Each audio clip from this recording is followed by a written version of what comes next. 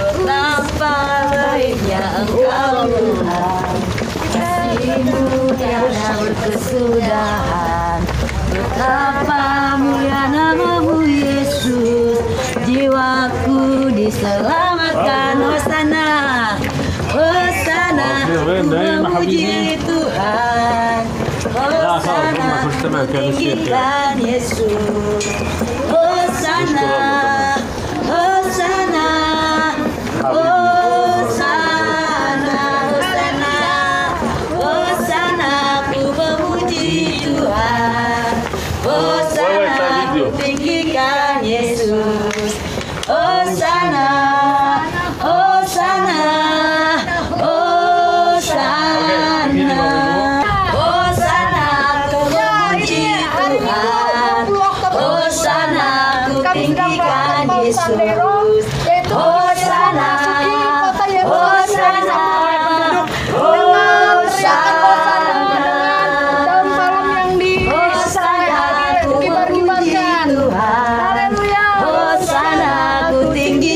Yesus.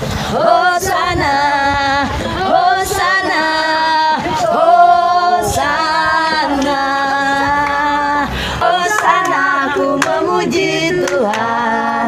Hosana, ku tinggikan Yesus. Hosana, Hosana, Hosana, Hosana, ku memuji Tuhan. Hosana, ku tinggikan Yesus. Hosana, Hosana,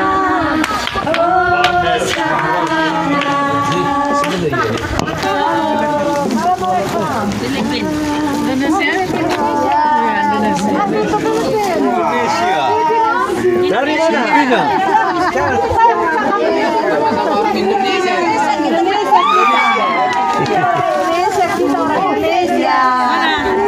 Ya, ini kami orang Surabaya ini.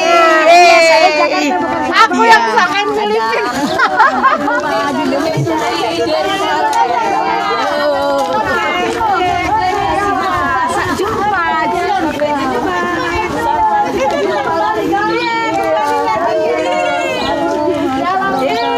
Kemarin udah jumpa. Ini kita depan Yerusalem, itu Golden Gate, ada kuburan di bawah Golden Gate, tapi itu kuburan Muslim. Iya. Ada alasan kenapa kuburan Kristen ada di bawah. Lembah ini namanya Kidron atau Jehoshaphat, lembah raja-raja, lembah pujian. Jadi itu lembah yang paling penting di dunia, yang paling profetik di dunia. Dan tempat yang paling profetik ada depan kamu itu adalah Golden Gate. Golden Gate, lihat dua gerbang yang tertutup. Ingat kata ini, nanti saya akan explain kenapa. Tahun 1541. Kalau kamu lupa, tidak boleh ikut saya lagi di bis. Tahun 1541, Sultan Sulaiman, Raja Sultan Sulaiman dari Turki menutup Golden Gate. Iya. Oke, tahun 1541. Bravo. Gereja ini namanya Dominus Flevit.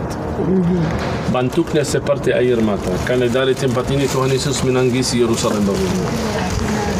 Ya, kita baca Lukas 19 ayat 41 sampai 45. Dalamnya ada nubuatan Tuhan Yesus menangisi Yerusalem karena dia katakan masa depan tidak ada batu pun tinggal di atas pasir main, semua menjadi reruntuhan. Bahwa ini terjadi tahun 70. 70 Titus menghancurkan, membakar bait suci, udah hancur, lihat hasilnya. So nubuatan Tuhan Yesus masih tinggal sampai hari ini. Atas Ruang Maha Kudus ada kubah yang namanya kubah ini. Dan ketika Yesus telah dekat dan melihat kota itu, dia menangisinya, katanya, "Wahai betapa baiknya jika pada hari ini juga engkau mengerti apa yang perlu untuk damai sejahteramu. Tapi sekarang hal itu tersembunyi bagi matamu. Sebab akan datang harinya bahwa musuh akan mengelilingi engkau dengan kubu, lalu mengepung engkau dan menghimpit engkau dari segala jurusan. Dan mereka akan membinasakan engkau beserta dengan pendudukmu, dan pada tembokmu mereka tidak akan membiarkan satu batu pun tinggal terletak di atas batu yang lain, karena engkau tidak mengetahui saat bila mana Elohim melawat engkau." Oke, aku tidak lupa Buni dapat hadiah kemarin tadi. Kamu dapat. Simpan aja yang terakhir. Ya, pertanyaan buat hari ini, berapa kali Tuhan Yesus menangis? Yerusalem. Bob, berapa kali dapat hadiah? Kalau yang saya kasih tahu saya yang pertama tuh misalnya Lazarus. Bravo, Lazarus. Dan ini Yerusalem. Berapa kali artinya? 3. Kapan? Waktu tahapan Getsemani. Terus di sini sama waktu masuk kota Yerusalem, waktu dia bilang Yerusalem, Yerusalem, engkau membunuh banyak nabi-nabi. Ini ya maksudmu Lukas 13 ayat 34. Yerusalem yang membunuh seluruh nabi. Berapa kali aku rindu untuk menggugurkan anak-anakmu seperti induk ayam menggugurkan anak-anak di bawah setan, tetapi kamu tidak mau. Saya tidak menangis. 3 kali, betul. Tapi kapan? Di Taman Getsemani. Taman Getsemani dia kegagalannya. Dia tidak menangis. Pertama berarti Lazarus betul. Lazarus mati, dia menangisi Lazarus, Yerusalem, dan yang ketiga waktu dia lahir.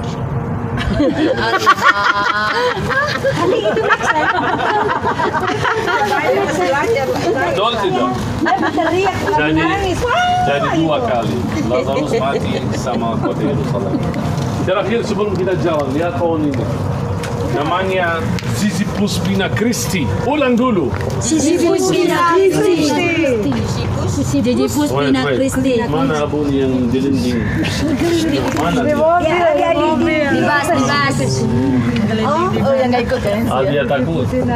Ya kakinya. Oke, apa namanya? Sisyphus Bina Christi. Apa artinya? Mahkota duri. Mahkota duri Tuhan. Durinya ya. Pohon mahkota duri. Kecil ya. Mahkotanya kecil. Nah, ini dipotong. Selalu Oh, dipotong. pantesan. Itu bentuknya besar. Ngapain? Tapi please Bapak Ibu, tidak boleh kamu potong atau ambil. Karena kalau setiap orang masuk ambil satu, habis. So, cuman buat foto. Sisyphus Bina Christi. Cuma buat foto dan yang mau coba ditisun. Sisyphus Bina Christi. Sudah beli mahkota duri aja belum? Kayak buat Mahkota duri yang di kepala Yesus itu. Oh, lihat Coba iya tajam. Kayak pohon madu dibangun. Berarti ini pada zaman itu mana sih gede? Pasti. Ini panjang. Nah, Nggak ini bisa. pohon Ukurannya asli nggak dari bisa. sini, Iya, dari Italia. itu jauh lebih besar. Tapi mereka tumbuh sini biar orang lihat. Iya. Supaya ini ada Aku baru mau fotoin baru misalnya ada lebih besar lebih kalau bisa. Ada ya, itu dari rumah. Mungkin mereka bawa dari Italia, mungkin tumbuh di sana. By the way, hanya di gereja ini ada. Di gereja lain tidak ada. Mereka ada tempat perawatan, ada orang yang setiap minggu merawat, memotong supaya tumbuhnya bagus, supaya kalian tuh melihat ini loh, ini benar nyata ada. Ini tapi pohon dari luar, bukan asli sini. Eksak secara ukurannya belum tentu karena sudah dipotong. Apalagi tambah kalian nyabutin habis sudah rontok. Tahun lalu besar itu dipotong. Lihat dipotong bagaimana? Karena kalau mereka tidak potong pohon pelan-pelan bisa hilang atau mati. Udah. Ukurannya berubah. Kita pernah bawa. Yuk mari. Absalom. Tidak ada arti jahat ya begini. Ya betul, aku tidak bawa kamu ke sini untuk lihat. Ini hanya bagus untuk foto, tapi ada alasan besar untuk datang ke sini. Jawab Ibu. Itu arah gereja Getsemani. Setelah sini kita akan masuk ke gereja Getsemani, tempat Yesus keringat darahnya berdoa, dia panggil 3 murid-muridnya, kemudian mereka jatuh tidur, Yesus ditangkap. Betul? Iya. Dan dibawa ke rumah Kayafas. Rumah Kayafas arahnya di kaki Bukit Zion. Jadi waktu Yesus ditangkap, Yesus disiksa di dalam jalan ini. Dibawa, Bapak Ibu pasti sangat yakin. Diambil ini gambar, coba lihat.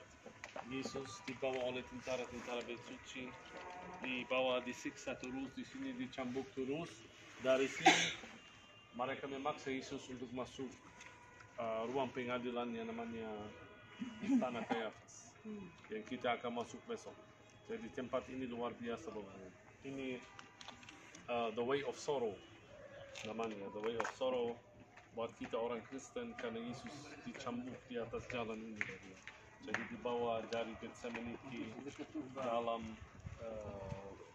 ruang atau Kayafas. Dia dihukum mati di sana, disiksa terus 3 sampai 5 jam. Kemudian dibawa kembali Bapak Ibu, tapi ke ruang atau tempat pengadilan Pontius Pilatus. So jadi pertama Yesus perjamuan kudus, kemudian dibawa sama murid-muridnya ke mana? Ke Getsemani, di Taman Getsemani, dan dari Taman Getsemani ke rumahnya Kayafas, dan dari rumahnya Kayafas dia depan Pontius Pilatus, dan dari Pontius Pilatus dia memanggul salibnya sampai Golgota dalam satu malam. So ini bicara tentang malam setelah dia perjamuan kudus. Setelah dia perjamuan, malam yang sama dia ditangkap di Getsemani, dibawa ke tempat pengadilan atau rumah yang namanya rumah Kayafas. Ada alasan besar sekali untuk datang ke sini. Kamu harus bersyukur kamu berada dalam lembah ini. Bukan Kidron. Kidron itu nama baru. Di dalam disebut dalam perjanjian baru waktu Yesus ditangkap. Tapi namanya baru Jehoshaphat. Lembah Jehoshaphat dari Jehovah. Lembah Jehovah. Dari mana sampai ke mana sih sebetulnya? Itu dari sini sampai bertemu dengan Jahannam. Oh, batasnya sampai di Gehenna itu ya? Ya, tempat Gehenna bertemu, ini pertanyaan bagus karena Gehenna begini. Tempat Gehenna bertemu dengan Jehoshaphat, tempat disebut sebagai Akeldama. Tempat Judas Iskariot bunuh diri. Jadi Akeldama itu di sana. Masih ada baru gereja di sana, namanya gereja Judas Iskariot. Oh ya? Kenapa kaget? Ya. Kalau tidak ada Judas Iskariot, jadi Bapak Ibu, baca kalau kamu tidak percaya, baca firman Tuhan, Zakaria tadi, pasal 11 ayat 12. Zakaria. Bapak Ibu, kasih ingat saya, waktu Judas Iskariot dia jual darah Kristus, dia dapat berapa? 30. 3 atau 35? 30, baca. Lalu aku berkata kepada mereka, jika itu kamu anggap baik, berikanlah upahku, dan jika tidak, biarkanlah. Maka mereka membayar upahku dengan menyumbang 30 uang. So, Bapak Ibu, ini juga disebut dalam perjanjian lama tentang ceritanya Judas Iskariot dan 30 uang perak. So, itu adalah nubuatan. Jangan Bapak Ibu mengadili manusia. Saya tidak bisa katakan Judas Iskariot jahat atau tidak, itu Bapak Ibu aturan Tuhan sendiri. So, jadi Bapak Ibu, karena itu kita tidak tahu hasilnya Judas Iskariot bagaimana. Ini alasan kenapa gereja bikin gereja sendiri namanya gereja Judas Iskariot. Karena Judas Iskariot bunuh diri dalamnya, dan jangan lupa nubuatan di bawah dalam firman Tuhan. So jadi Bapak Ibu, Jehoshaphat ini sangat penting, sangat profetik buat kita, dan kamu harus bersyukur. Salah satu tempat kamu harus Bapak Ibu membuat orang lain iri atau cemburu, kamu bisa masuk ke lembah Jehoshaphat ini. Biasa kamu kalau Abuni datang ke langsung sampai Getsemani langsung, tapi tidak dan turun sampai sini. Karena acara padat, karena guide sejarah, tidak ada yang tahu rahasia tempat ini. Saya mau kasih rahasia sekarang. Kamu masuk Israel, kamu bayar mahal, betul? Betul. Kali ini kamu bayar. Next time ada trip, pasti kamu akan datang ke Yerusalem. Pasti, aku yakin. Bukan pilihan, harus. Tapi kamu next time tidak usah bayar. Gratis. Karena ada yang bayar buat kamu. Itu bukan gereja, bukan Abuni, tapi Tuhan Yesus sendiri. Tahu kenapa? Karena ada janji. Setiap orang masuk ke tempat ini diberkati. Siapa yang bilang?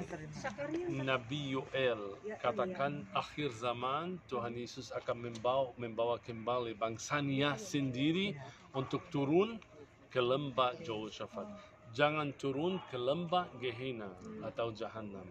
So jadi kita yang percaya kepada Kristus akan turun ke lembah ini. Wow, lihat. So jadi dari sekarang karena kamu sudah punya experience di sini, kamu bisa ambil posisi. Waktu dibawa kembali sama Kristus mau duduk di mana? Karena orang yang datang pertama kali mereka bingung, di sana ada matahari, di sana tidak ada matahari. Jadi aku duduk ini tidak ada matahari. Jadi kita sudah ambil posisi. Ini booking ya. Dia di kerajaan Kristus waktu dia membawa kami kembali ke sini. Baca firman Tuhan, Yoel pasal 3, ayat 1 dan 2. Lembah Yosafat itu sama nggak sih Sebab- dengan zamannya itu? Raja Jehoshaphat? No, itu Beda ya? no. Raja Jehoshaphat beda sama lembah Jehoshaphat. Beda lembahnya ini. Ya, perang Jehoshaphat itu terjadi di dekat Bethlehem, bukan sini. Oke. Sebab sesungguhnya pada hari-hari itu dan pada waktu itu, apabila aku memulihkan keadaan Yehuda dan Yerusalem, aku akan mengumpulkan segala bangsa dan akan membawa mereka turun ke lembah Yosafat. Aku akan Bapak Ibu, berperang dengan mereka Jehoshaphat di sana. dalam bahasa Ibrani artinya Tuhan mengadili. Jadi dia akan mengadili seluruh bangsa di lembah ini. Jadi orang yang percaya kepada Kristus akan turun ke sini. Orang jahat akan turun ke lembah Jahanam. By the way, tradisi Islam juga sama. Siratul Mustaqim. Siratul Mustaqim, tali yang orang Islam jalan begini seperti tali. Ada 7 stasi. Itu terjadi juga di sini. Dari atas Bukit Zaitun sampai Masjidil Aqsa ada sesuatu namanya Siratul Mustaqim. Jadi setiap orang Muslim akan jalan atas tali itu, yang jatuh langsung dibawa malaikat ke lembah Jahanam. Yang akan lanjut masuk Masjidil Aqsa yang diselamatkan. Maksud saya, walaupun kita kurang percaya kepada itu, tapi Bapak maksud saya lihat budaya mereka atau tradisi mereka diambil dari mana? Dari tradisi orang Kristen, dari tradisi orang Yahudi, dari firman Tuhan, dari kitab Yoel ini. Jadi lembah Jehoshaphat itu sangat penting. Bagus juga untuk foto. Di sini juga ada sesuatu terjadi.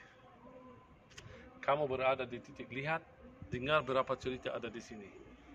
Di sini tempat yang martir yang pertama yang namanya Stefanus dirajam.